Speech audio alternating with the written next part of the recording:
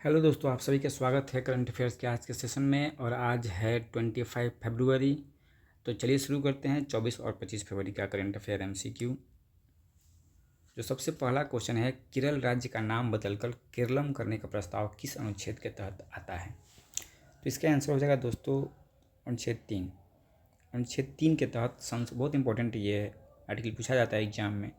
अनुच्छेद 3 के तहत संसद को अधिकार प्राप्त है किसी भी राज्य का जो सीमा है नाम उसमें परिवर्तन कर सकता है।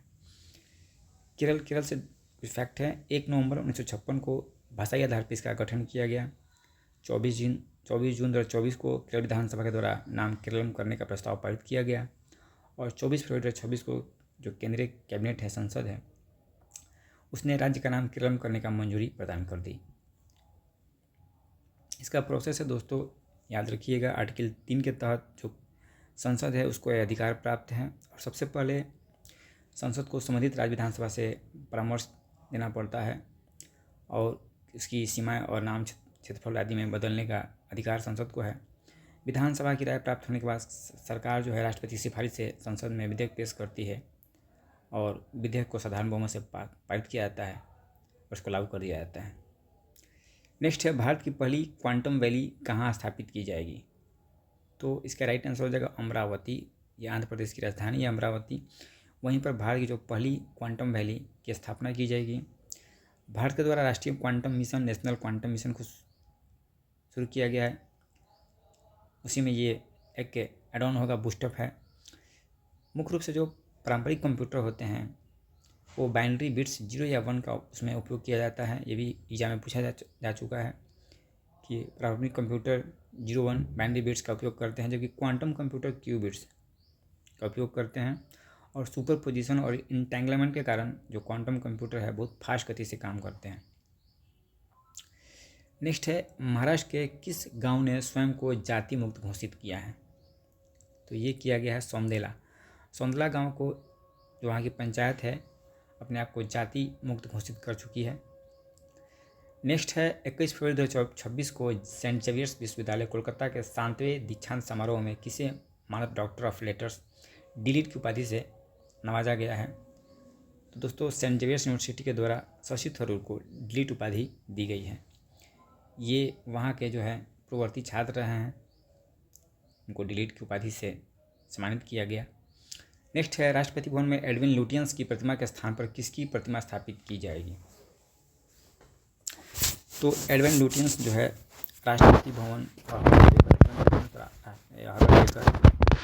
ये राष्ट्रपति भवन के आर्किटेक्ट रहे हैं। अब उनकी प्रतिमा के स्थान पर सी राजगोपालाचारी, इनकी प्रतिमा को स्थापित किया जाएगा। सी राजगोपालाचारी के बारे में थोड़ा 1-2 फैक्ट देख लेते हैं। यह भारत के अंतिम गवर्नर जनरल रह चुके हैं, ये पूछा जा चुका है। और जवाहरलाल नेहरू के मंत्रिमंडल में तो वो गृह मंत्री के रूप में थे, क्योंकि जब सरदार वल्लभ भाई पटेल ने त्यागपत्र दिया था तो इन्हीं को गृह मंत्री बनाया गया था। स्वतंत्र पार्टी के संस्थापक के रूप में भी ये जाने जाते हैं। तो राजगोपालाचारी के बारे में 2-3 फैक्ट एग्जाम में पूछे जाते हैं। नेक्स्ट है, फोनपे ने एआई संचालित प्राकृतिक भाषा खोज सुविधा किस प्लेटफॉर्म पर आधारित लॉन्च की है? फोनपे और माइक्रोसॉफ्ट ने ज्वाइंट वेंचर के रूप में एआई संचालित प्राकृतिक भाषा खोज की सुविधा प्रदान करने की घोषणा की है। और इसके माध्यम से वॉइस और टेक्स्ट के माध्यम से जो भुगतान करना हो, नेविगेट करना हो या रिचार्ज लेन देन करना हो तो उसे ट्रैक करने की सुविधा दी जाएगी। नेक्स्ट है, भारत के संविधान के अपडेटेड तमिल और गुजराती संस्करण किसने जारी किए हैं? तो दोस्तों जारी किया गया उपराष्ट्रपति के द्वारा, जो राधाकृष्ण है। तो तमिल और गुजराती संस्करण उनके द्वारा ये जारी किया गया है, सीपी राधाकृष्णन। नेक्स्ट है, हिम कनेक्ट कार्यक्रम का आयोजन कहाँ किया जा रहा है? तो हिम कनेक्ट कार्यक्रम का आयोजन नई दिल्ली में किया जा रहा है, जो वन मंत्रालय, पर्यावरण मंत्रालय है और टेरी दोनों के ज्वाइंट रूप से इसका आयोजन नई दिल्ली में हिम कनेक्ट किया जा रहा है। मुख्य रूप से इसका उद्देश्य जो हिमालयन क्षेत्र में जो शोधकर्ताओं हैं, जो स्टार्टअप कंपनियां हैं, उनको इससे जोड़ा जाए।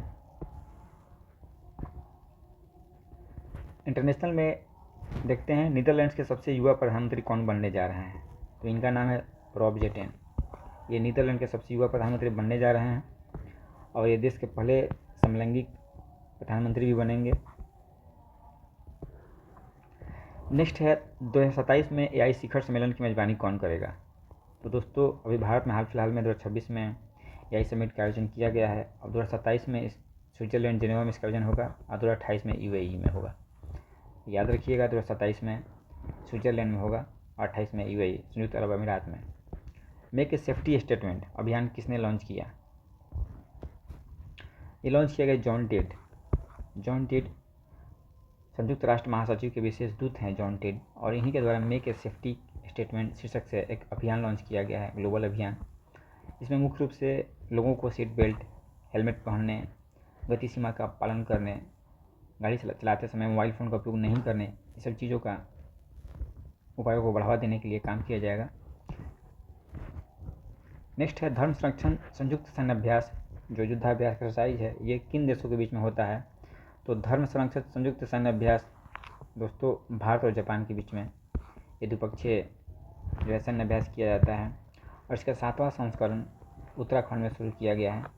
याद रखिएगा, यही पूछेगा 7वां संस्करण कहाँ शुरू किया गया, उत्तराखंड में। उसमें भारतीय सेना और Japan ground self defence force भाग ले रहे हैं। नेक्स्ट है वज्र प्रहार अभ्यास किन दो देशों के बीच में आयोजित किया जा रहा है। तो भारत और अमेरिका। जो वज्र प्रहार है भारत और अमेरिका के 16वां संस्करण हिमाचल प्रदेश के बकलोह में ये इसका आयोजन किया जा रहा है। पुरस्कार से देखते हैं, बाफ्टा 2026 में सर्वश्रेष्ठ फिल्म का पुरस्कार किसे मिला। तो दोस्तों सर्वश्रेष्ठ फिल्म का पुरस्कार दिया गया है वन बैटल आफ्टर अनदर, इसको मिला है बाफ्टा का सर्वश्रेष्ठ फिल्म का पुरस्कार। भारत के द बॉन्ग को मिला है चाइल्ड वाले में। British academy of film and television arts द्वारा 79 बाफ्टा 2026 का पुरस्कार इसको लंदन में आयोजित किया गया है, और वन बैटल आफ्टर अनदर को सर्वश्रेष्ठ फिल्म सहित 6 पुरस्कार दिए गए। बोंग जो भारत की फिल्म है सर्वश्रेष्ठ बाल एवं पारिवारिक फिल्म की कैटेगरी में पुरस्कार जीता है। रोबोट आर्मायो को सर्वश्रेष्ठ अभिनेता और राइजिंग स्टार अवार्ड दिया गया है।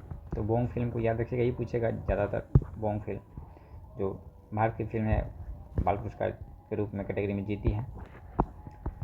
तो आज के करंट अफेयर्स तो इतना ही था। Thank you.